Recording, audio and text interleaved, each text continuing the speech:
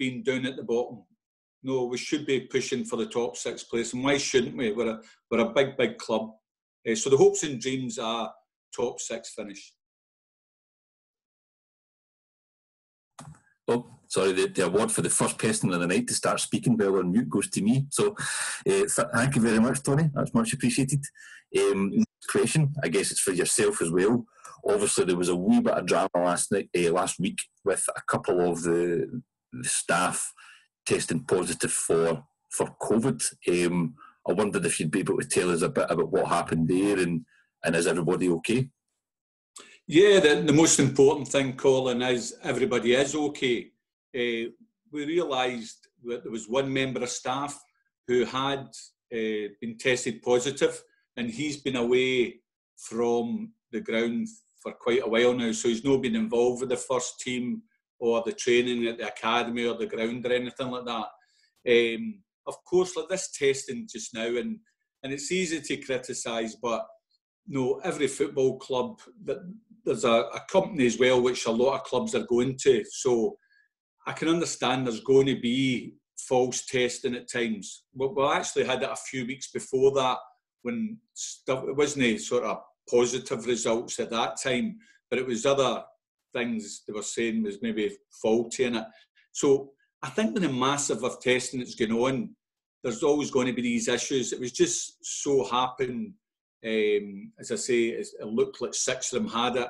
But to be fair, we sent them to the NHS, we've retested them a few other times, and it's all negative. So, and the great thing is, the lad who was tested positive is in great health. He doesn't feel any. He's not got high temperature.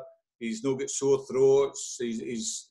And I think that's a frustrating thing for him as well. But as I say, all good. Everybody's ready to go, and everybody's back at training.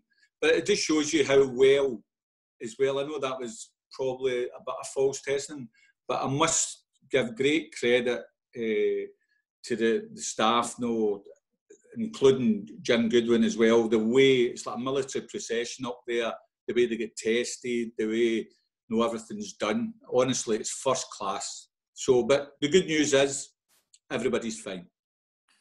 Good. We're glad to hear it. So a couple of other guys that have joined us on the call that I was hoping to bring in. We're fortunate as well as Jim and Tony were been joined tonight by 2 other members of the club board. So David Nicholl and David Riley are the 2 SMiSA representatives on the club board. So we wanted to bring both of them in because they've obviously been very heavily involved in everything that the board have been doing behind the scenes over what has not been a normal summer in terms of off-field issues. So David Nicholl, if you're able to unmute yourself and say hello. Hello. Hello, Dave. How are you getting on? Good, thanks. Very quick question for you, which is obviously one of the big jobs that the board has got to do at the start of every season is you've got to set the budget for the year. And I'm sure this year that was made pretty tricky by the difficulties that you will have had in planning ahead financially. So I don't know if you're able to tell everybody how you guys got around that. Yeah, I mean, I think a kind of unsettled or unstable summer was the norm at St Mirren for a while, so we were quite looking forward to having a nice settled summer with plenty of time to plan for the season ahead, and obviously that got thrown out the window. The club was probably, I think it's fair to say, and Tony touched on it, the club was quite well positioned going into this crisis. That, of course, it's been very, very tough. The club's been hit very hard, but I think when you compare it to some other clubs, we've actually got into this in a pretty strong footing because the board has been pretty prudent over the last 4 years. The club's turned a profit for the last 4 years, and indeed the board prior to us were also very prudent in how they ran the operational side of the club. So generally speaking, the club went into this in good shape, which was excellent because it gave us a little bit of ability to plan or to try and mitigate the worst of the crisis, and you saw that, as Tony mentioned, but some other clubs were given wage cuts and things like that, and we've managed throughout the whole summer to continue paying everybody their full wage. We have made use of the furlough scheme, of course, to do that, but it was very difficult to plan. There's a lot of uncertainty. Even if you cast your mind back just a few weeks, there was still uncertainty about how last season was going to finish. There was uncertainty about how big the league would be this season, how many games we would be playing, when it would start, when we would have fans in the ground. So all of these things that normally go into making up our budget, we consider all of these different, how many matches we're going to have, what sort of corporate income you might get from that, what sort of sponsorship income, of course, fans through the gates, away fans. You have to kind of make kind of plans for all of that, and we just weren't able to do it on any real basis. So we did have to make a lot of estimations, and I think that was probably quite frustrating for Jim at the time, because he was keen to get going, of course, and start making plans for the playing side. But from the operational side of the club, we were keen to make sure we've got this really sound plan, and that we know that we're comfortable before we start making any commitments that we might not be able to fulfil. But I think we were always aware that we wanted to give Jim a budget that he could be competitive with. We knew that we needed to strengthen. So when we were coming up with our budget and coming up with our plans, we also knew that it was well and good, being prudent and being careful, but also long term, we want to be in the Premiership. We want to be in the top 6. We want to be in the top 4, as Tony says. So, we need to back those words with money, really, and we've tried to do that. It's been difficult, but I think we have managed it. And I think you see the calibre of the players that we've signed. I think you can see that we have put a competitive budget together. And again, as Tony said, that's 100% thanks to the fans. That's the fans buying season tickets in numbers that we didn't anticipate. It's the fans not asking for refunds towards the end of last season or after last season got called early. So the fans back in the club has really just given us that confidence in the budget and confidence in the financial standing of the club, that we can go ahead and try and be competitive. But certainly it's not a summer I would want to repeat in terms of planning and making the budget up. So it was a tough few weeks, and don't get me wrong, we'll come out the other side of this sore. It was hard, and the club has suffered as a result, but we're still in good shape, and we're still comfortable and keeping our head above water, where I think a lot of other clubs are probably struggling a lot more than we are. Brilliant. Thanks very much. That's really useful insight, Dave. David Riley, our other SMiSA director. I know David is on the call as well. You there, David? Hiya. Hi there. How are you getting on? Yeah, good, thanks. I was going to say it's obviously strange for everybody that we're kicking off a season on Saturday, and other than, I suppose, a small number of people, most fans will not be in the stadium. So obviously the club has had to put a lot in place to make sure season ticket holders are going to be able to be watching online from Saturday. So I don't know, are you able to tell us a wee bit more about the arrangements that are there for that? Yeah, I mean, I think the first thing that I'm very conscious of, myself and a few of the others that will be there, will have to work in our quiet voices when we're maybe questioning some of the refereeing decisions because we don't have the crowd to lock us out. But yeah, there's I think it's quite easy to kick the SPFL and maybe the broadcasters when things don't go the way we want, but I think a great deal of credit's due for the negotiation and the agreement of Sky in particular in allowing the clubs to live stream their matches this season while the fans are not able to attend. It is going to be very strange. Jim will probably touch on it from the management, the players' point of view. But yeah, there's a new platform, company called Stream Digital, who are very experienced in streaming live events, live matches, and that's in place. And most people, I think the season ticket holders should have got an email already. There's going to be a maybe 1 or 2 test events. I don't know if Tony can give any more details on that before Saturday. There's also pay-per-view option as well, so non-season ticket holders can buy the matches as well. Season ticket holders also get 3 months free of the new platform. Burn TV and Buddy Vision is moving over to Stream Digital platform as well. So it's all going to be on one platform. The season ticket holders are going to get 3 months full access to that, which is live audio commentary, delayed full matches, highlights, exclusive content, interviews and things like that. So yeah, it's taken a lot of work, and I think a lot of goodwill on several organisations and the club's parts as well. There's been it's been a lot of work getting this in place. So yeah, at least you'll be able to watch the matches until hopefully the not too distant future when we can get back to filling the stadium again and bringing some noise, and I can start shouting again instead of whispering about decisions. Yeah, that's good that that's in place at least. I think having sat next to you before, David, you definitely keeping your voice down. So I think I've got a quiet voice. I'm half deaf, so I think I've got a quiet voice, but I know I haven't. That could be it. I think my big job between now and the rest of the week is working out how to connect a laptop to a telly. I'm sure people will be tackling that. I think you briefly mentioned a couple of test events there. I don't know if, Tony, that you looked like you were ready to come in. Is there anything you want to say? No, David explained it perfectly there. There is, this week we have been working a wee bit, and we will be up to the main event, testing out in the stadium. So there is the tests underway as we speak. And I know there'll be hiccups just now, but and hopefully everybody's read the statement that went out. As very, very important for us is to get the proper email addresses. And please check your spam and all the sort of things, because sometimes it'll go into there. So please check everything. But yeah, we're underway. We're working hard behind the scenes. Everybody's working away there to get this perfect for Saturday, for a fantastic show. We've got a couple of exciting things coming up, and that you'll hear about them later on in the week. For people who want to go on and watch the thing, we've got good things happening. That sounds exciting. Yeah. So, I'd like to bring in Jim Goodwin now. Jim, are you? I can see you're there somewhere. I'm here, yeah. How you doing, Jim? Welcome. Thanks for joining us.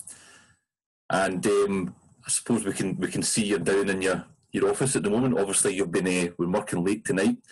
I'm sure for you, the last 4 months has probably been a very unique challenge, I guess, being a football manager at a time where you've gone so long without there being any actual football getting played. So I don't know if you've got any reflections from that time, looking back on it. How would you sum it all up?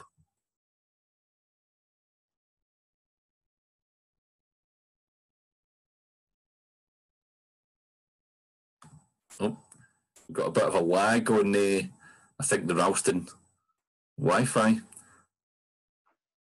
I'll just give a minute and see if Jim comes back in.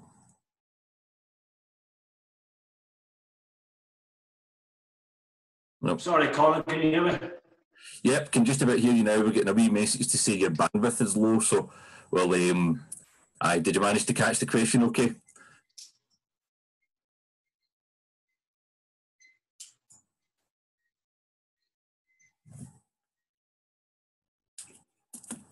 Right. So what we'll maybe do while we're waiting on him coming back in, so what we could maybe do is we can maybe jump over back to Tony if we can. So I can see that there's actually quite a lot of people have had their names into the chat bar to take some questions so far. And I think we have just looking back through it. First one for Tony was going to be coming in from Paul and Shea McNeil. So I don't know if Paul, if you're able to unmute yourself and you can maybe fire your question to Tony. You can answer your question. Who would win? I don't know. Ask your question. Who would win in the 1987 or 2013 Cup winning team? Oh, Shay, that's a great question. Who would, if they played each other, who would win?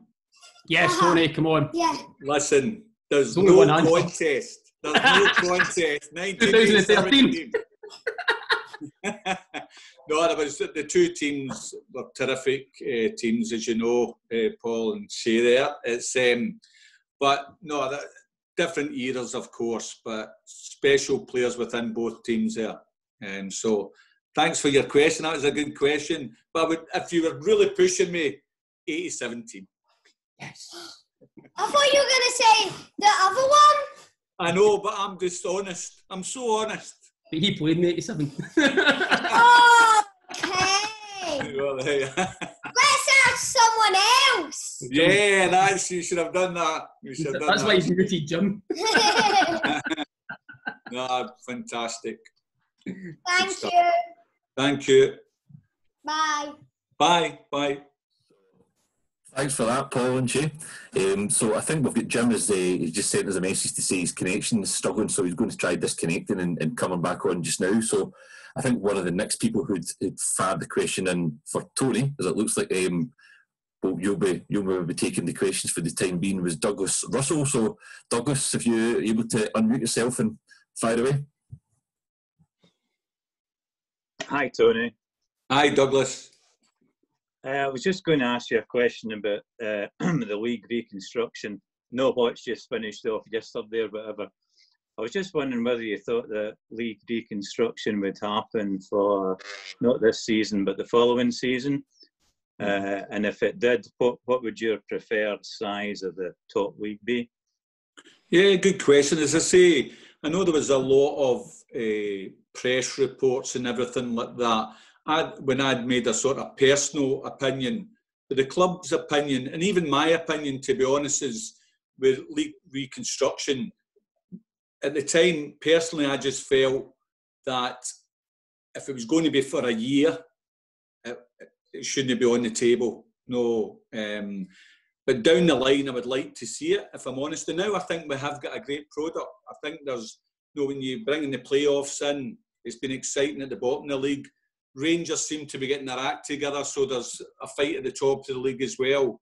But in saying that, I think for the development of young players, which is a big thing I love to see, I think you take the pressure away from managers and everybody. I'd like to see a 16 team. That was always my sort of idea, if you like. Not my idea, but I'd like to see that. I'd like to see a 16 team league. And but for reconstruction, for it just to have happened there, I know the circumstances, what happened with Hearts now, and people, we all do, especially Partick Thistle, you feel sorry for, but see, to be honest, to change the whole of Scottish football just for one season or two seasons, I don't think it was the proper thing to do. And that's why, as I say, it never got through. But down the line, let's speak about it and let's try and reconstruct Scottish football in a way to give our younger players a chance. Yeah, I agree with that. I think anything that gets away for playing the other teams 4 times would be something positive, yeah. I agree as well. Okay, thank you. Thanks, pal. So, brilliant, thank you very much, Douglas. I can see Jim is back on the call now. How's your connection? I apologise, guys. I'm at the training ground here, and unfortunately, the signal jumps on and jumps off all the time. So, hopefully, you can make some sense of what I've got to say. No worries, I can certainly hear you a little bit better now. So going back up to some of the people who'd put requests in to ask a question to Jim at the start. So I think the first man who was first up was Dougie McMahon. Dougie, are you able to come in? Yep, thanks, Colin. Hi there, Jim. Hopefully you can hear me. Yep, have we got Jim? Good stuff. Right, Jim, just a wee... Obviously, I'm sure you agree with everybody here that it's great for football to be back, finally. Far too long being off. And I'm sure everybody on the call join me in wishing speedy recovery, although Tony did say that he's doing pretty well. Jim, my question to you is, obviously, you've added 6 players to the squad, and yourself and Tony have said that the club's obviously been in quite a healthy position to add to the squad. But how difficult was it when you were maybe having to compete with bigger clubs looking at the same players because they had cut their budgets, Aberdeen and Hibs, etc. And is there any other players that you're thinking of adding to the squad, given that you've added a sixth today? Hi, Dougie. You kept on breaking in and out, but I think I got the gist of the question. Hopefully, you can hear my reply. Yeah, I mean, look, obviously, we've left 12 or 13 players go in the summer. We've obviously brought 6 in, so numbers are a little bit lower than what they were last year, but we've also tried to promote 3 or 4 from the academy and brought them over to do some of the pre-season training with us, and I'm glad to say that those boys haven't left themselves down. You know, the circumstances are difficult for every club. You know, you see some of the bigger clubs, the likes of Aberdeen, Hibs, Hearts, you know, Celtic and Rangers, you know, these, and I'm delighted that that can be a real demoralisation we want to be having with the players when they came through the door for that first day of pre-season. Sorry, I think I've lost you again, have I? No, I'm still here, Jim. Still there, Dougie. Yeah, so look, I mean, I'm delighted with the business that we've been able to do. The board have been terrific in terms of the backing. You know, of course, like any manager out there would tell you, you know, we all want that budget to increase year on year because we want to push the club forward. But at the same time, I'm realistic enough to know, you know, what's happening in the real world. And I'm not one of those managers who's going to be stamping my feet, demanding money that's just not there. The overall stability of the club is the most important thing. And I believe the 6 players that I've brought to the club have improved the squad. That's no disrespect to the boys that have left. But, you know, I don't want 24 or 25 senior players. I'm quite happy to work with 18 senior players and then bring in 2 or 3 of the good young academy prospects and give them an opportunity. So, you know, I think we'll be in a similar boat to probably another 8 clubs in the league at the moment, where we'll all be a little bit lighter in squad numbers than what we would have probably liked. But at the same time, I believe if we can keep everybody fit and we can avoid, you know, silly suspensions along the way, then I think we've got a great chance of competing for that top half. And you know, I know, you know, Tony's remarks, and I think people outside of our own club and people in the media, you know, love to shoot you down when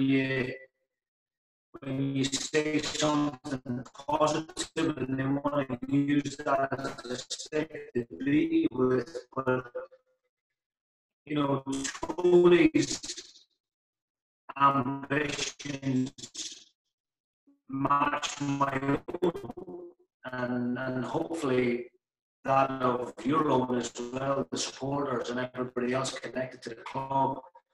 You know, what people's opinions of the club away from here, the important thing for me is that I've got a group of players that are in themselves half as much as I believe in them, then I think we'll have a very successful campaign. Good stuff. Thanks, Jim. Thank you. Thanks very much, Jim.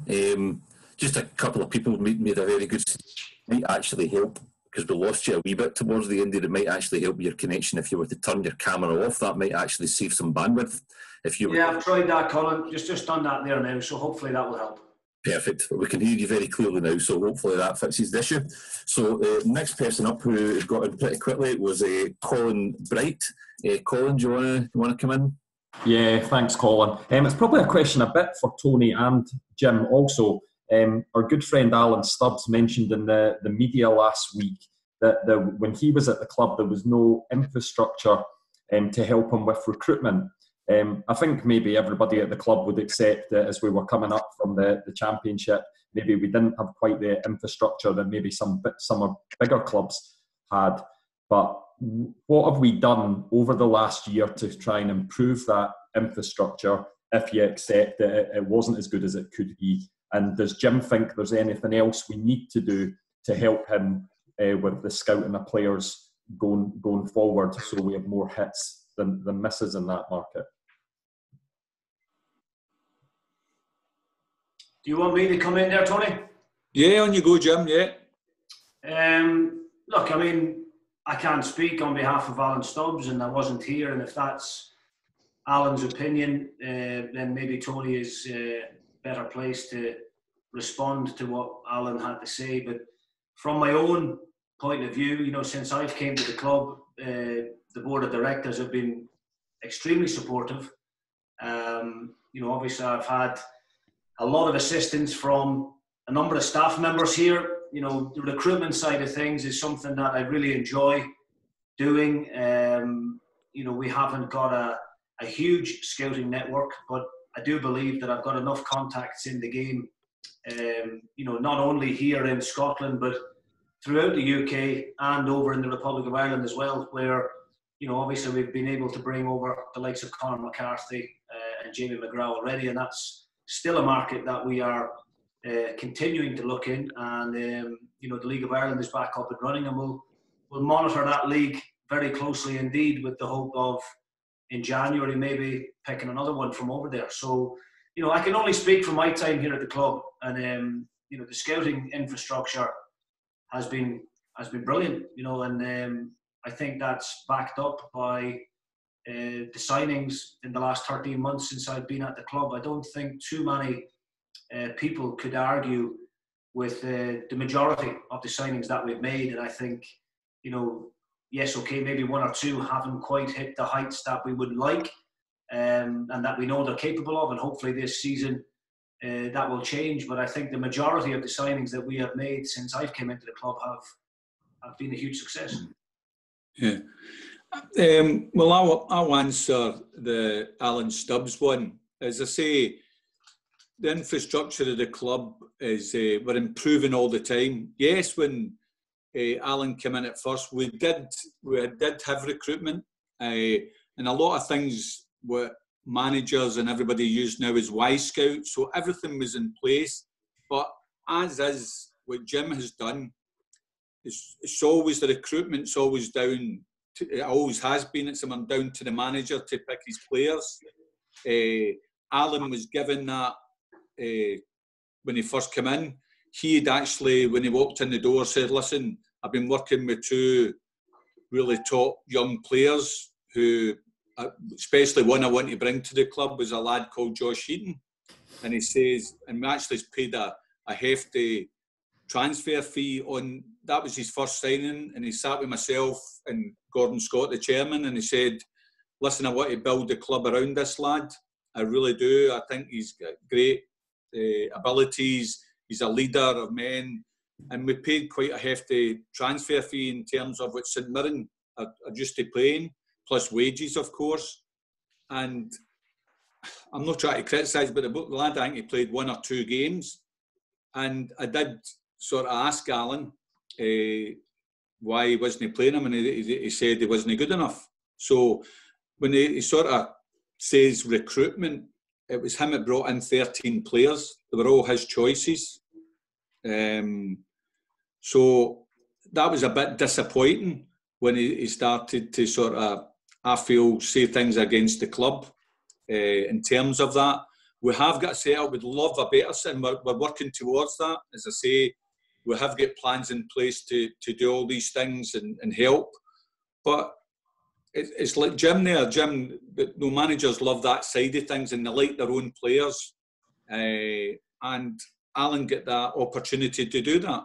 Now, if they're not working out, there's no use turning around and then saying, "Oh, listen, the club's not got a scouting structure in place." Which, to be fair, it had. There was people in place.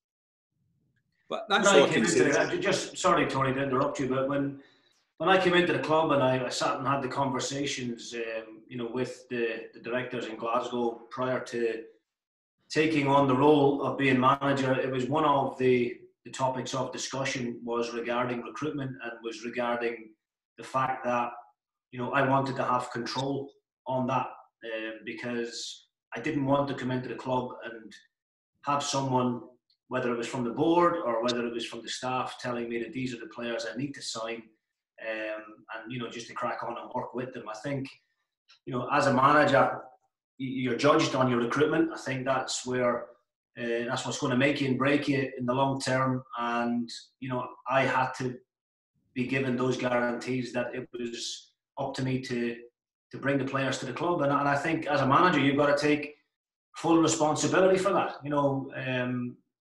I think it's a bit of a cheap shot, to be quite honest, to point the finger at other parts of the club when the board have given as Tony says, quite a hefty fee there to go and support Alan to bring a centre half to the club, who then obviously he deemed not good enough. So it's on my head at the end of the day. I'll live and die by those signings. If I'm to stay in the job and be successful, it will be because the recruitment was good. And if the recruitment is rubbish and you lose that trust of the board and they don't want to give you that money to back you, then you're not going to be in the job for much longer. It's as simple as that. The way things are at the club right now are really, really good, in my opinion. Of course, we can make improvements, and we're always trying to do that. We have got two very good platforms, as Tony spoke about. Waddy Scout is one of them, and we actually pay a subscription for another one as well. So, we've got to be realistic as well. If you want to employ full-time scouts, they're going to cost about 25,000, 30,000 a year in salary, and then add all the expenses on top of that. I'm quite happy to jump in my car on a Tuesday afternoon and after training and drive down to Carlisle or down to north of England and do my scouting that way. And I've got, like I said, contacts all over the country that are willing to go and do that for me too, free of charge. So, I think it's the manager's responsibility to make sure the scouting is the way he wants it. Yeah. Brilliant. Thanks, guys, for that. So I'm just going to keep on firing through the list. So the next guy there is Graham Reid. There's a question for Jim. Graham, if you want to come in and ask away. Yeah, thanks very much, Colin. Yeah, Jim, just kind of touching on the new guys that you've brought in. Obviously, there are quite a few defenders in there, and I think as supporters we probably think that most of these guys will be starters. You think it's that these guys will take a bit of time to settle in together, or are these guys kind of professional enough and long enough in the tooth that they'll settle in pretty quickly? No, well, I mean, that was a big part of the recruitment this summer when, we sat down to discuss the budget. And, like I said, we left go, a dozen or so players in the summer. I knew I wasn't going to be able to replace them with 12 new players, but I knew that the 6 or 7 that I was bringing in were going to have to go straight into the team. And, I think probably 4 or 5 of them will be in a good position come Saturday to be in that starting 11. When you're running with, quite a tight budget and you're running with quite a tight squad, I think it's important that you don't have too many gambles. I think if you've got a 25-man squad, then you can afford to maybe bring a couple of foreign boys in and allow them 2 or 3 months to adapt to the lifestyle and the different style of football. Quite frankly, we don't have that time right now, and hence the reason why I've opted to sign the likes of Marcus Fraser today, Joe Shaughnessy, Richard Tate, guys that have got, between them, I think they've probably got, well over 300, 400 SPL appearances. And that was a big factor behind bringing those guys to the club. I think I felt last season at times we were a little bit of a soft touch. I felt we probably lacked the physicality that a number of the other clubs had, the likes of Motherwell, Livingston, Aberdeen. And I felt that was something that we had to address. And that was, lockdown was good for me during that period because it gave me, a real opportunity to reflect on the season, both positively and negatively. And one thing, when I look back at goals we were conceding, games we were losing, I felt a lot of the time it wasn't purely down to because the other team had more quality. I felt that there was times physically and fitness-wise we weren't quite at it. Whereas I think if you look at the guys I brought in now and added to the ones I brought in last year, we've got a team full of leaders now. We've got a few real warriors in amongst that as well. But we've also got a real good mixture of youth, experience, and some very good quality players in the forward areas. The likes of Ilkay Durmus, Jamie McGrath, Cammy McPherson, Kyle McAllister, who has come back in unbelievable shape, fitness-wise. So, that was my mindset when we discussed the recruitment. And I think, when you look at the players that we've got now, there won't be many teams in the league that will be able to bully us this time around. Yeah, no, thanks very much, Jim. I think speaking to the fans that I speak to, I think you've ticked off just about every item on the shopping list that we all had this summer. So well done, good job. No, thank you very much. Brilliant, thanks for that, Graham. Next up on the list, going to bring in Malcolm Mitchell, who I believe has got a question for Jim as well. Hi guys, can you hear me okay? We can hear you. Hi, it's obviously during the pre-season, normally the fans would have got a glimpse of the new signings and any of the kind of up-and-coming youth players that would come in. Obviously with the current circumstances, we've not had the opportunity to do that. But particularly regarding the young boys that are coming out, likes of Josh Jack, Lewis Jamieson and Jay Henderson, what should the fans be expecting for these guys? And probably more importantly, Jim, what do you expect them to bring to the table? Well, I think the circumstances financially for every club is going to be of great benefit to all of the good young academy players throughout Scotland, not just their own club. The fact that the SPFL have agreed now to allow us to do the 5 substitutions as well, similar to that what's been going on throughout Europe, again, can only be of a benefit. So we brought the likes of Josh Jack, Lewis Jamieson and Jay Henderson in for pre-season to have a look at them and to see how they coped physically. And I have to say, all 3 of them have been excellent. And a number of the senior pros have commented on how well they've done. Because you always have a fear as a manager when you bring the young lads in: is the standard of training going to drop? Our exercise is going to break down constantly at them, and you don't want to knock their confidence either. But I have to say, the 3 boys in particular have really stepped up, and I'm really excited to see how they manage throughout the campaign. I mean, the Betfred Cup I always find is a great competition for some of the younger lads as well, and obviously that's normally the first competition of the season, which clubs like ourselves can get some valuable minutes into the players as well as those pre-season games. Unfortunately, that hasn't been the case this time round, and that now competition isn't going to start till October. But I would be looking at giving the 3 players that you mentioned some valuable minutes in that particular competition. And if things are going as well as I hope they go in the league, and we find ourselves winning matches comfortably, which we all hope is the case, then we'll be able to chuck those boys on with 15-20 minutes to go and see how they cope, because you never really know how they're going to manage it unless you throw them in at the deep end and see if they sink or swim. Aye, well, that's good to know. We all like to know how the young boys are doing. We seem to have a bother with left backs. Is there MD in the academy coming up through that might be fill in that spot in the future?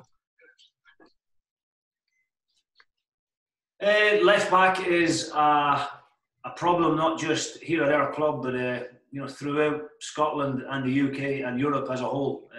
It is a really difficult position to fill, and hence why we've signed Marcus Fraser today. And I see Marcus playing at right back, and Richard Tate will move across into that left back area. People might see Tate as more of a natural right back, but he's played a hell of a lot of football at left back, and he's more than comfortable playing there as well. Yes, of course, every team would like to have a bit of balance, and you would like to have left-footed centre halves and left backs and left wing players playing in their natural positions, but those players come at a premium, and unfortunately the left backs that we identified were too expensive. It's as simple as that. And there's nothing coming through the academy at the moment. Ethan Errahan has played that position obviously in the past, but to be quite honest, I think Ethan's best position is going to be in the midfield. that's where I see Ethan playing. If he is to get minutes throughout the course of this campaign, then it will be in that central midfield role. Thanks for that, Jim. Thank you. Brilliant, Jim. Thanks very much. So I'm going to bring in, I think next up on the list is John Maguire. Just kind of conscious of the time, we're hoping to maybe get things wrapped up for sort of 8:30 at the latest, and there's a few people who've submitted questions, so if I could ask everybody maybe just to keep it to one question each, and then hopefully everybody will all get the chance to ask theirs. So John, if you want to come in just now. Okay, just a quick question for Jim. Playing in the empty stadiums, is that going to be a leveller, or will it not really make much of a difference? No, I think it'll make a huge difference, to be honest, John. And, you know, we're not looking forward to it, that's for sure. We know that it is the situation, and it's the same for every team, and we've just got to get on with it and not let it affect our game too much. But, you know, there's nothing like that first home game of the season where you get a really good turnout from the home support, and you know we're going to miss you guys on Saturday, that's for sure. You know, but like I say, we cannot allow that to be an excuse. You know, we need to just cope with it. It's as simple as that. We're going down to train at the stadium on Thursday, obviously because of what happened last week with the results and everything. We had to cancel our game with St Johnstone that was you know, scheduled to be played at the stadium, which would have given the new lads in particular a feel for the stadium and just give everybody a kind of a look at how the fixture is going to pan out with nobody in the stadium. But unfortunately we weren't able to fulfill that at the weekend, but we are going to have a training session there on Thursday, which will give the guys some kind of insight into what to expect. But no, I don't think any of us are looking forward to having football without the supporters, both home and away. I think it adds to the atmosphere, obviously, but you know, when things aren't maybe going your way, sometimes you know you guys can make all the difference, and you will be sorely missed, but hopefully it won't be for too long. Well, I've no plans for Saturday if you need an extra ball boy. You never know, could be. Thanks. If I could bring in Div McDonald next. Div, if you're there, fire away. I am definitely here. How are you doing? Okay. Can you hear me? Yes. Yeah. Jim, obviously, just a quick one from me, and then Jack's got one for you as well. I wonder if you could just give us an update on the injury situation with Kyle and Ryan Flynn, and also I saw Sam Foley tweeting a worrying photo from a hospital bed the other week. I just wondered if you can give us a wee update on the CRM, please. Yeah, well, I mean, Sam Foley, firstly, Sam suffered with a hernia problem towards the end of last season. And unfortunately, because of the whole pandemic, it was impossible for us to get him surgery required during that time because all of the hospital beds were being held back for the NHS and for, you know, obviously those patients with COVID, which was completely understandable. So as soon as things calmed down on that front and we were able to get Sam booked in to get that surgery, we did. I'm pleased to say that the surgery was hugely successful. You wouldn't believe that he had the operation, I think it was a week ago tomorrow, and we're actually looking at him being back training on Thursday with the group. So he's completely over it. He feels better now than what he felt last season. The fact that he's missed 10 days of training will, you know, will give me a decision to make regarding the weekend, whether he goes straight into the starting 11 or whether we start him on the bench with the view to bringing him on after an hour. But you know, Sam's a big player, hence why he, you know, done so well in all the Player of the Year awards last year, and I think he was one of the, you know, the main shining lights, if you like, of the last season. And it's always nice as a manager when you bring a player to the club, particularly at Sam's age, when people might scratch their head at the time thinking, you know, why are we signing a player of that age? But I think he proved to everybody the qualities that he brought to the club, and you know, not alone just how good a footballer he is, but also what a leader he is on and off the park. Sorry, regarding McGuinness and Flynn, yeah, sorry. The two guys obviously are recovering from their ACL injury. We're looking at maybe towards the end of September at the earliest, but possibly into that first week of October. But I'm delighted to say that the players are making great strides just now.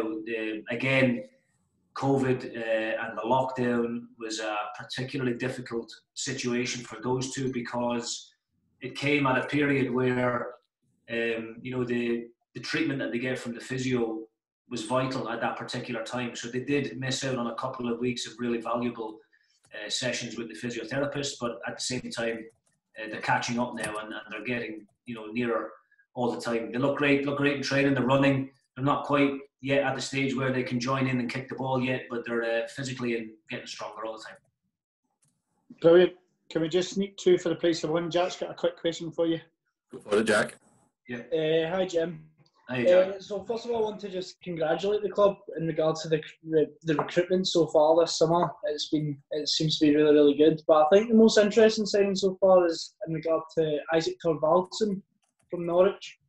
I did a bit of digging yesterday to find out where he actually plays, because he said in an interview that for Iceland in the under-19s, he played at holding midfielder, but he was developed as an attacking midfielder at Norwich. So where has he been brought in to actually play? He's been brought in to play as an attacking midfielder.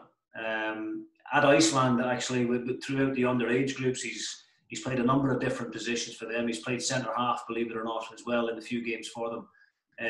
But no, he has been brought to the club as backup in that midfield while we wait on the likes of Kyle McGuinness and Ryan Flynn making a full recovery. Isaac he's only 19-year-old, but if you saw him in the flesh, he's got the physique of a 25-year-old. He's built like a tank. Norwich think very highly of him. He was on loan at Fleetwood in the second half of last season. And I know a number of the lads down at Fleetwood, and I got great references from them also. And, we can see just in the week that we've had him here, the qualities that he's going to bring to the squad. So he's another good addition. He gives us a good option in that attacking midfield area, along with Cammy McPherson, Jamie McGrath, Sam Foley. And yeah, he's not quite up to speed yet because he's missed a little bit of pre-season, but, he's slowly but surely getting there. Right. Thanks. Brilliant. Thanks, Jim. All the best for Saturday. Thanks, lads. Thanks, guys, very much. So next in the queue is Steve Aiken. Steve, if you want to unmute yourself and fire away. Yeah, thanks, Colin. I'll save you a few minutes, actually, because my question was basically just the one that Div asked 2 seconds ago. So I've not got a question anymore. So you can ask another one if you like.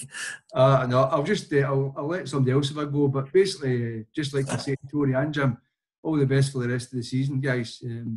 We may not be done Saturday, but we'll all be right behind you. Okay? Thanks, mate. Thanks very much. So next up is Neil Hayton. Neil, if you're able to come in. Hi, Jim. Hi, Tony. This question's for yourself, Jim. You touched on it earlier with the left-back situation. But obviously, last season we finished the season with 6 forwards, and now we have 2 in the squad, excluding the youth players. Is that an area that you've looked to strengthen, or are you going to rely more on the young boys coming in to play up front? No, it's still an area that we are looking at. I need to be fair with the guys that we've got, and we've had good conversations among the group regarding where we're going to get more goals from, and it's something that we've worked hard on. From the start of pre-season, to be perfectly honest, we relied too heavily on one player last season in John Obika, and we can't go into this season thinking that Beeks is going to rescue us every week when we need some points. We need midfielders to step up. We need the likes of Kyle McAllister and Ilkay Dormus to step up. And I've had, good frank conversations with Junior Marias as well, because, Junior that we see in training every day is, virtually unplayable. But we need to see that same player on a match day on a weekend. So I'm going to start the season with the two lads, and we're constantly on the lookout for another striker, because I do believe that we need 3 centre forwards to last the whole campaign. And yeah, I mean, look, we're talking to a couple at the moment. They definitely won't be in time for the opening game against Livingston, but I am confident that, you know, in the coming weeks we will add one more in that particular area. So I think if we do add another striker, then that'll be us. As far as I'm concerned, I'll be delighted with the squad that we've got. We've got Sam Foley coming back into the frame on Thursday, and then we're looking at possibly another 7 or 8 weeks until the likes of Kyle McKennis and Ryan Flynn return. And once we get the two boys back from the knee injuries, then you know, the squad is looking pretty strong as far as I'm concerned. Brilliant, thank you very much. Thanks. Brilliant, thank you. So I think next on the list we've got Alan Doak. Alan, if you want to come and join us. Hi guys. Very quickly, I won't press you, Jim, on who the striker that you think they're bringing in is, but I thought John Obika really came to the fore when he had Alec Jakubiak playing next to him. Have you any thoughts on that? Yes, I totally agree. I thought Alex and John were a really, really good partnership, and you know, Alex dropped into that hole and linked the game up really well with Beeks. Yeah, we did have conversations with Alex prior to him leaving and heading back down to Watford. He's since left Watford, but you know, it's important for you guys to understand that, you know, we managed to get Alex on loan from Watford, and we contributed a percentage of the wages that he was on there. So, you know, the kind of money that Alex and his agent were talking about, quite frankly, doesn't come into our budget. And I won't talk figures because I don't think that's very fair to the player, but, you know, what Alex was on at Watford, I could probably sign 4 players for. So I'll give you some idea of why Alex isn't here right now. The other thing I wanted to ask, and asked this to you last year, Jim, was Kyle McAllister. I think we all had high hopes for Kyle this time last year, but some of us had worries about his injuries, and sadly it seems those worries were true. But you just said a few minutes ago that he's looking great. Could you expand on that? Kyle hasn't missed a day of pre-season for the first time in his career, I think. And, you know, I'm not going to take all the credit for that, because, you know, the medical department deserve a real pat on the back. I don't want to get too excited right now because we're only been training for 5 weeks. But what he did do during lockdown was he stuck to the programme. He done exactly what Junior Mendes and Kevin Bain, the physio, asked of him. You know, we questioned Kyle last year. We wanted him to be a bit more professional away from the game. We wanted him to lose a bit of weight and get in better shape. And I felt if he'd done that, then he would give himself a better chance of staying fit. Kyle's lost about 1 stone in weight. His body fat's down about 3% already. He hasn't missed a day of pre-season, and he's probably the fittest he's been in 6 or 7 years. And he feels great in himself. You know, we talk to him every day, and he was one that we felt we had to keep on top of during lockdown, because, you know, you saw what happened at one of the big clubs with a certain striker. And if you don't, you know, keep in touch with these guys and encourage them to do the right things, then, you know, sometimes these things can happen. But, you know, Kyle deserves all the credit. You know, at the end of the day, I think he realises that the injuries were really curtailing his career. And, you know, I think he understands now how important a year this is going to be for him, because, you know, Kyle is a player that excites me like nobody else in the squad. When I look at him in training and the small-sided games, he's able to do things that nobody else in our team is able to do. And if we can get a good 60 or 70 minutes out of Kyle every week at the start of the season and building that up into 70 and 80 and then hopefully into full games, then, you know, as far as I'm concerned, we've got one of the best young attacking players in the country. And, you know, we didn't bring Kyle back just to have him here for the next 3 years. You know, it's an investment that we've made as far as I'm concerned. You know, it didn't work out for him down the road at Derby, but when I see some of these players that are being linked with big moves, big money moves back down south and to some of the old firm teams, then, you know, Kyle McAllister is a player that excites the fans, and those types of players are invaluable as far as I'm concerned. And if we can keep him fit, then not only will he be of a huge benefit to us this season, but he'll be a fantastic asset to the club in the future. Yeah. Okay, Jim, thanks. I agree totally. Thanks for that. Cheers, Alan. Superb. Thank you very much, Alan. I think it's next on the list is Martin Tell. If you want to come in and join us. Hi there.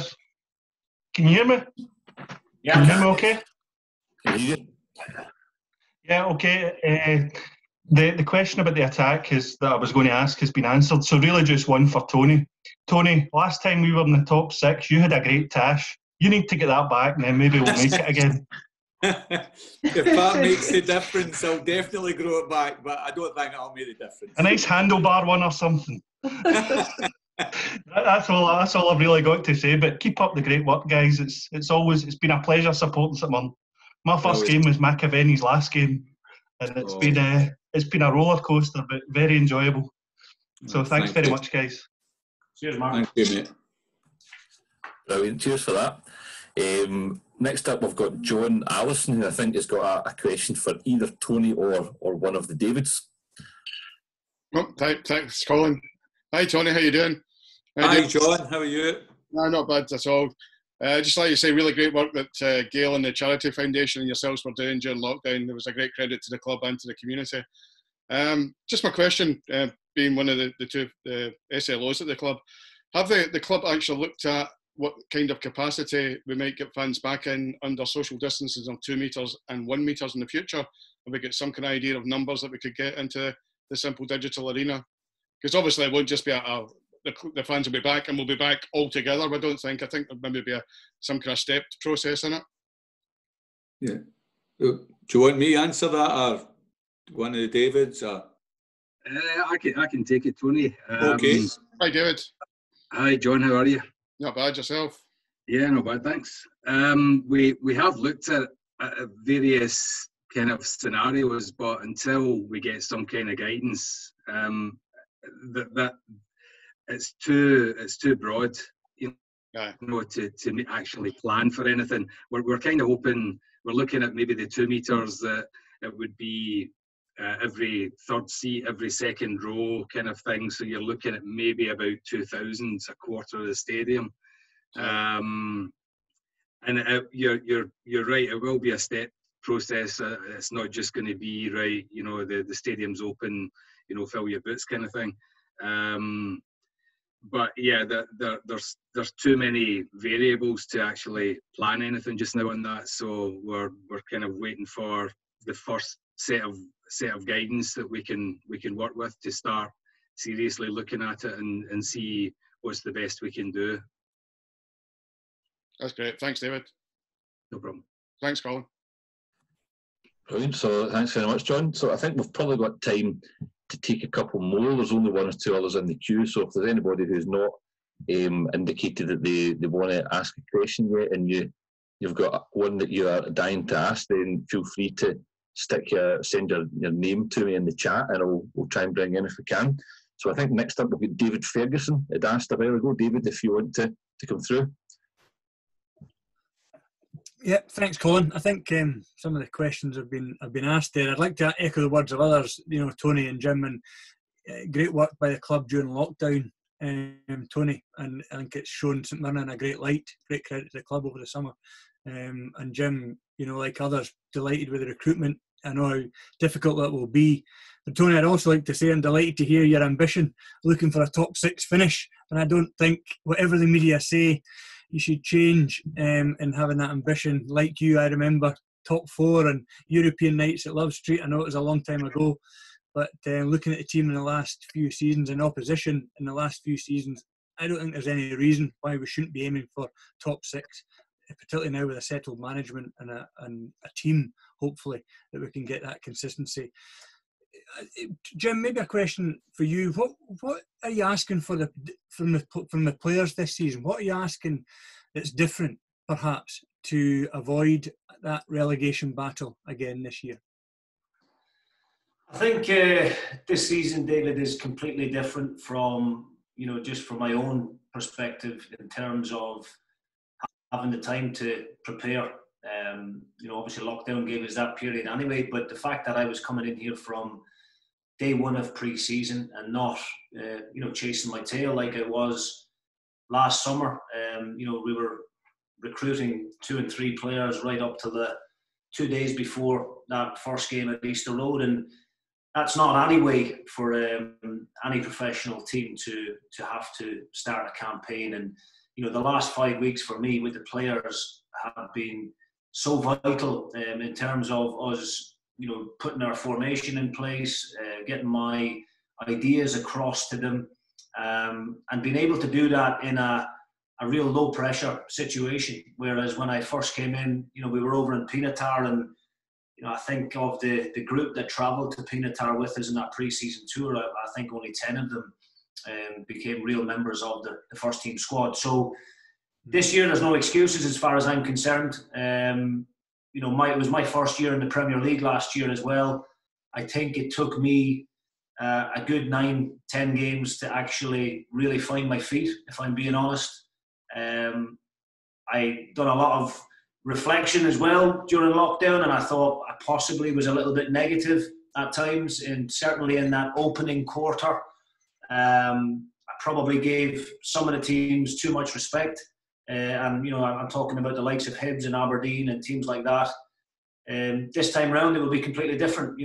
Obviously we've got Celtic and Rangers in that opening 3 games, which again, we know that those 2 teams are going to go and challenge for the title, and rightly so, with the budgets and the players they've got available. But we don't fear playing them. We know that the chances of going and getting 6 points from those 2 games is going to be tough. But I do genuinely believe we can take something from both. But I'm really looking forward to the campaign, and I'm trying to instill that belief in the players. And I'm with you. When I hear Tony talking about that ambition and the top 6, I think we have to start thinking that way as a club. From top to bottom. Supporters as well. And like I said earlier on at the start of the call, it shouldn't really matter to us what anybody outside the club says about us, media or other fans. If we believe that we're capable of doing it, then it gives us a chance. And I do genuinely look at, where Motherwell were 3 years ago to where they were last season. I look at what St Johnstone have done in numerous years. Livingston last year, Kilmarnock have done it. Partick Thistle done it. 6-7 years ago. Why can't we do it? And I think that's got to be the mindset of everybody. And the players I brought to the club, I'm not bringing them to the club and having that conversation with them about, let's make sure we're a Premier League team next year. I think it's a real negative attitude. I think it's a real negative mindset. And I think we need to be bigger and better than that. Don't get me wrong. I don't want to be out singing and dancing about it every week and, telling them that we're all going to stroll it and it's going to be easy, because we know it's not going to be easy, because there are some good teams in the league. But we certainly have nothing to fear when we come up against the likes of Aberdeen, Hibs, Motherwell, Dundee United. I'm really, really optimistic about the season, and the players I have brought to the club, most of them are used to that kind of success as well, and they know what it takes to get there. Brilliant, Jim. Thanks very much. Good luck, Tony and Jim, this season. Thank you. Great. Thanks for that, David. So we've got a couple of other people who have come in with questions, so we've probably got time to squeeze a few more in before we finish. So Stuart McCabe, I think you're next up. Do you want to unmute yourself and fire away? Hi guys, thanks for taking my question. It's a kind of double-barrel question for Tony if he's still on, and as well as for the CMO as well for the. I'm a member of the Disabled Supporters Group, and we travelled a lot to away games last year, as well as come to home games. How can the disabled supporters group be more integrated with the day-to-day running with the club, and how can we have more of a say? I mean, I'm not saying that we don't get a say, but I feel like we come to away games, we come to home games, and we spend a lot of money. It's not a criticism; it's more a sort of, you know, I just feel we could maybe do a bit more recognition of what we actually receive. Yeah. Well, no. Thanks for the question. And as you say, I think, in all fairness to our club, if you look at it, I think the disabled platform that was put in, if you look around Scottish football, I think we've really looked at that, and I think it's a fantastic setup there. I think you would agree with that. If you go to away grounds where sometimes where you're positioned, but it's a Mung Football Club, you've got one of the best views.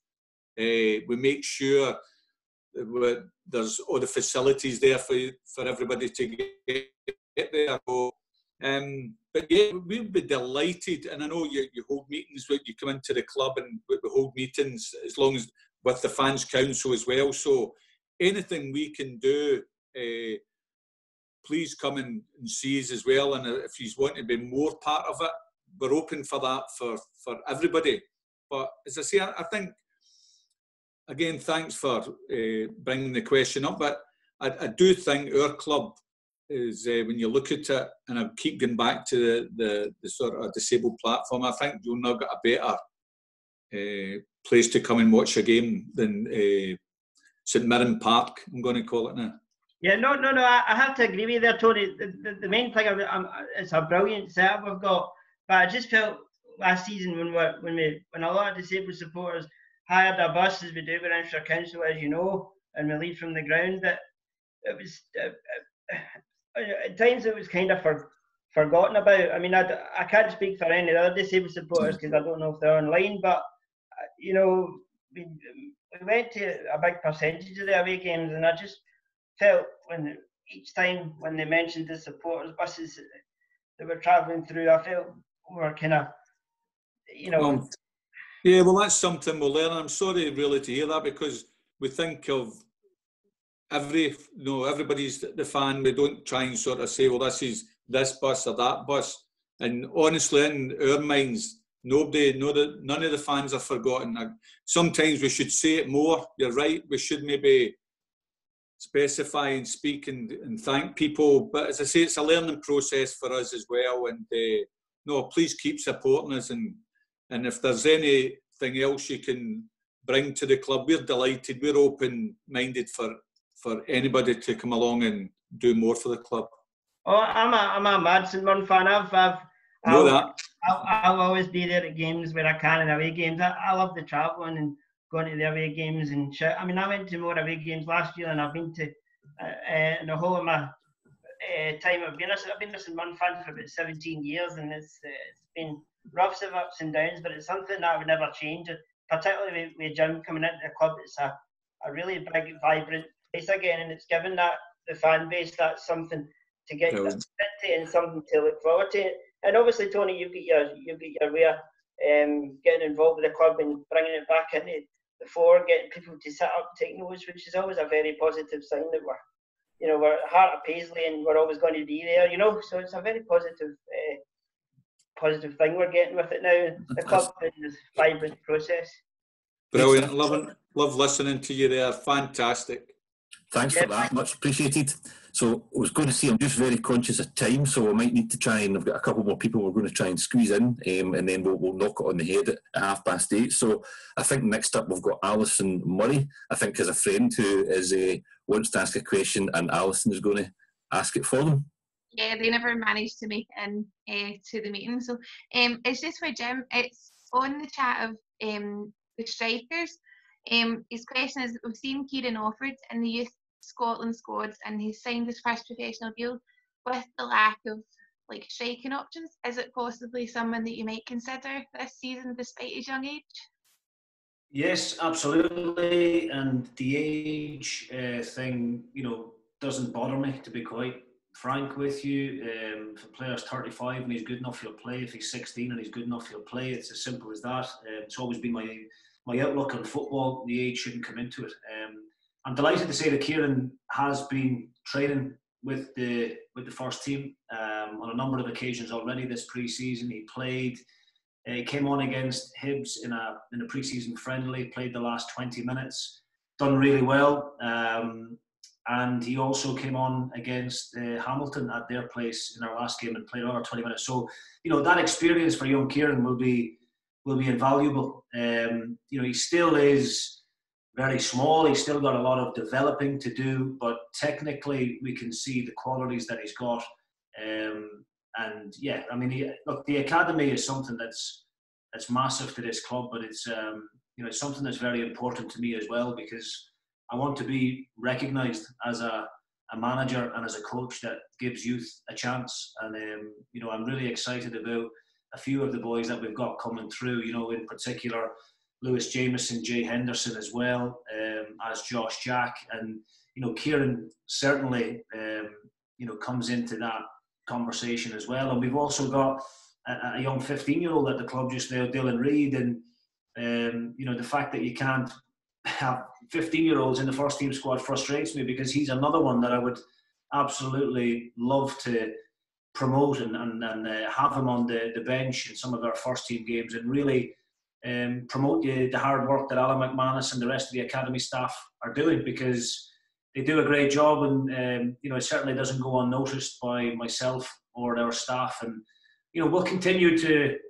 use that academy like we have done in years gone by, and the academy has kept the club afloat at times, and hopefully that will remain the case in the future. Awesome. Thanks, Jim. And the academy have done an amazing job throughout the lockdown. All their stuff on Twitter has been fab as well. So well done. I've been watching quite a bit of it as well, and it's great that the kids have got on board and are still enjoying their football even at these difficult times. Yeah, absolutely. Thank you. Thanks, Alison. Thanks for that, Alison. Next up, we've got Trevor Goodwin. If you want to come in and ask away, Trevor. Yeah, sure. Aye. Thanks, Colin. It's really for Tony. If and when we get back to normal, some sort of normality, maybe next after the new year, and fans are back to 100%, what do you feel, Tony, about the fact that we're giving away 1,500 tickets to the Old Firm and giving away two ends of our stand instead of one? Given the trouble that we had in the last couple of games, I mean, it's just to me it doesn't work. Yeah. Because when we bring in 3,000 of their fans, we drop 1,000 anyway, because they don't come. Our supporters don't come, and it's a known fact that they don't come. Yeah. Because it's the Old Firm. What do you feel about it, Tony? I'll be totally honest, Trevor. It's something, it hurts as well at the football club. I'm being honest here, all the director, everybody. It's I always said when we come in, I would love. We've got 8,000 seats. Why can't we have 8,000 season tickets or 8,000? And when we go to Ibrox or Parkhead, I'm not running these clubs down, but we're stuck in a corner. Our dream is that one day we give Celtic and Rangers, even if we have to give tickets. So even if it was 100 tickets each, but we need to get.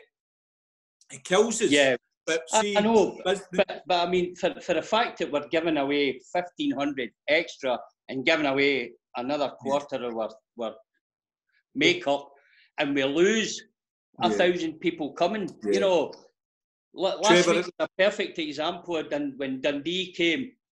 Or Dundee, was it? We had 6,800. Celtic came, we had 6,300. Yeah. Trevor, I mean, no, listen, I understand what you're saying, but see the hard facts as well. And it was so hard, but see when it's a business decision at times. When that brings in, if we can fill the two ends and it brings in us a lot of money, it means we can give the manager. Maybe even last year, the year before, could go and maybe buy 2 players in. Yeah. And that can be the difference for us. So it was a business decision. But see, going forward, that's one of the things which hopefully our new major shareholder, the Kibble will bring to the fore with their resources, things like that, where we can build, where we don't have Celtic Rangers, but there maybe 100 each. That's the dream. We want to see that stadium even going to 12,000 capacity. We're filling in the corners. There's plans ahead for all this, but it kills us, honestly, Trevor. I know it does. I mean, I've spoke to various amounts of people about it all, and they're on the same. We know we don't want them there. They don't want us there.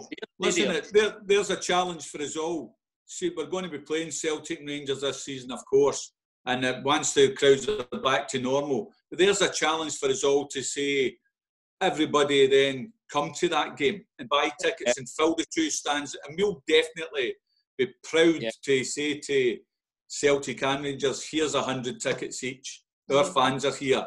But what a difference it would make, and Jim would say that, what a difference that would make to the team as well.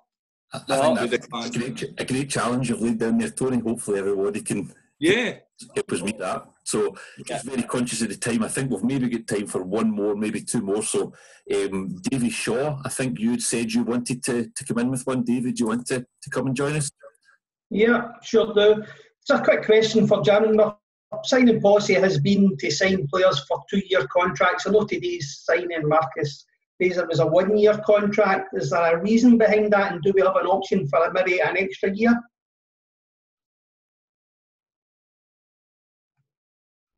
No, I mean, the 1 year with Marcus was a decision that we were both quite comfortable with.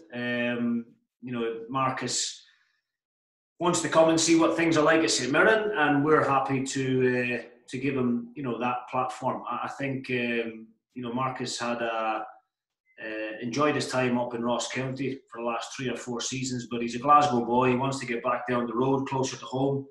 And I think the 1 year has suited us all at the moment, to be honest with you. It gives us a chance to have a look at him. And I also think that sometimes those 1-year contracts can keep people on their toes as well. And there's no comfort of knowing that you've got that second year and that you need to perform at a high level to make sure that you earn another contract. So, Marcus was happy with the 12 months, and as were we as a club. So, I think it works out well for everybody, really.